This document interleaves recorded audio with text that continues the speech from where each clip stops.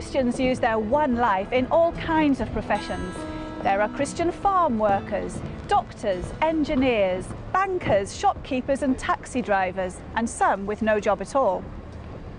Some feel a particular calling to be a nurse, a teacher, an aid worker, or someone who works especially on behalf of others. Many Christians feel called to those professions, but is there something that, whatever our job, all Christians are called to be? Without question, Christians are called to be good. They're called to be caring, loving, kind, and patient. The New Testament gives this message over and over again. Whatever their work or situation, Christians are called to represent Jesus faithfully. It's important not to give a contradictory message by the way we live.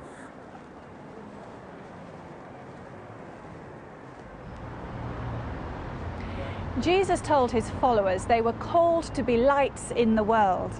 The Apostle Peter said becoming a Christian was like being called out of darkness into God's wonderful light. Then he wrote, "Once you were not a people, but now you are the people of God."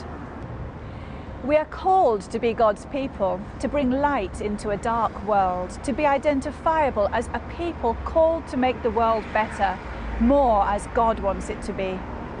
The love of Christ is meant to be enjoyed by everyone. It's not intended just for some nations and not others. This is why internationalism is not only a hallmark of the Salvation Army, but is also seen as part of God's universal plan. Salvationists are called to be God's people the world over. They share a unity that crosses all barriers. They become his people through his grace and by his presence in their lives.